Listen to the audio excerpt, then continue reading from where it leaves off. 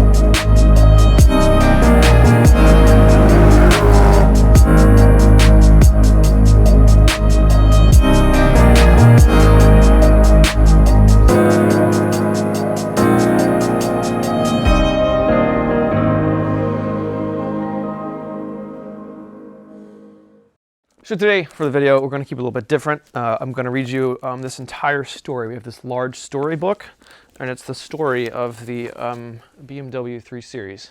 No, just kidding. It's not a story. This is actually a Bentley repair manual that I think might be about as old as I am. This came with the car when I bought it about 10 years ago, and you know, it's a little rough now. It's seen better days, but it's kind of funny because I can go in the back of it, and it has like a maintenance log.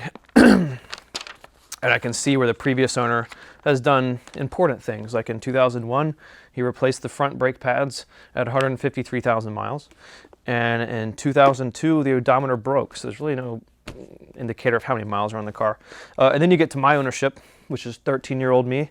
And we have, this is a maintenance item.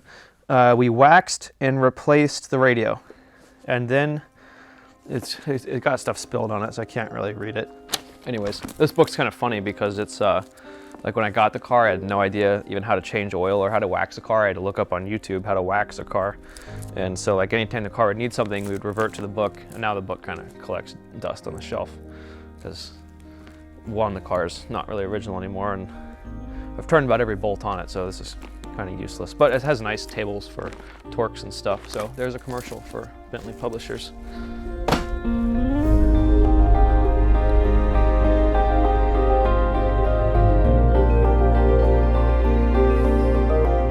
I got it for 900 bucks. He wanted $1,000 for it. I gave him 900 bucks. That was my first negotiation deal.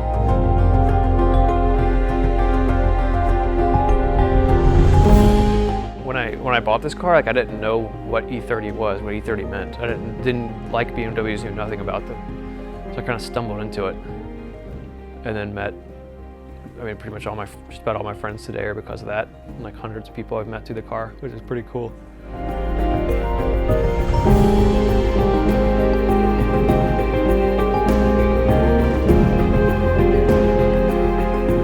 Yes, we always hated BMW drivers because my dad had an Audi at the time. It was a TT, and we just always used to make fun of like BMW drivers because they're douchebags.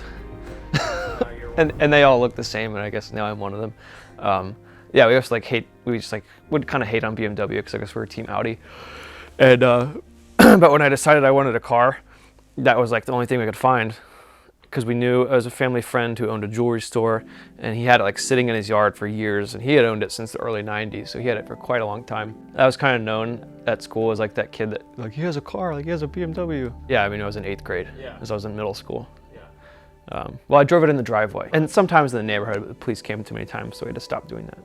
But yeah, I would back it all the way down the driveway to like the tires like on the edge of the driveway, and then I could launch it in first and like nail second gear, and then like lock up the brakes and like skid to the end of the driveway. And I would just do that like over and over. So I was afraid to go out in the street. If I was feeling ballsy, I'd go out in the street and go to the end of our cul-de-sac and turn around. If I was feeling real ballsy. And the first time I drifted, probably when I had a V8 in. I don't even think I really drifted it with the M20 because it was an open diff. They come with open diffs. But the V8, obviously, yeah, I got into drifting with the V8. The M20, I really didn't mess around with it too much. I mean, I drove it hard, but I wasn't like I didn't think it would do a burnout, but it will do a burnout. you know, with the old engine, it would do a good burnout. And I drove slow because my parents always said that, like, if you get a ticket, we're selling this car. So I actually drove pretty reasonably back then. What prompted the V8? I don't know. Well, you know, back then, if Facebook wasn't even that big for car groups. Now everything's on Facebook and the forums are dead, but back then it was on the forums. And so there was a couple guys who had done the V8 swap, and I didn't really know. I just saw it and I was like, oh my God, that's the coolest thing ever. And there's, you know, a couple videos on YouTube, most of them being in like Germany or Sweden that had these V8 swaps in them. And there's like, I think 2 guys in the States that had documented it pretty well on the forums and on YouTube. So that was really it back then. And I saw that and I was like, that's just the coolest thing in the world. I was like, I can't imagine doing that. When was that? That was probably 2013. So 2 years into ownership. I was actually scrolling back through the E30 Facebook group a minute and I found some of my old posts from way back. I mean, I was like 14 or 15 years old. And I posted a picture of a jar that said like M60 funds with a bunch of quarters in it. And I would be like asking around, like, should I do this swap? Probably can't even do it. Or, you know, this one, turbo this motor. And I had no idea what I was talking about. So it's kind of funny to look back on that. Like, I remember the guy we bought it from the jewelry store. Like, I kind of called him. I said, Mr. Lee, I'd like to buy your car. And like, I think he laughed. And then a couple days later, he actually came over and picked me up in it and drove me down the road in it. And so that was pretty cool. Just because the fact that it was manual was all I cared about. Because I was like obsessed with manual cars and driving stick shift. So that was pretty fun. Seeing it like drive cross country multiple times and not break down, that was pretty satisfying. All the car shows it's been to, burnouts, drifts. I mean, it's been like a very reliable car. Yeah, I mean, the last 10 years of this car, I mean, it kind of flew by. Like the month came up and I was like, oh my God, it's been a decade. I kind of forgot to make a post out of it, but it's been a decade I've had this car, which is pretty crazy to think about. I mean, a lot of people don't even keep a car a decade, let alone an old BMW. But I don't know, I just feel like it has a ton of sentimental value, being the first car, and the first car before I even had my driver's license, so I couldn't even drive it. But yeah, I have no idea what the next 10 years will hold.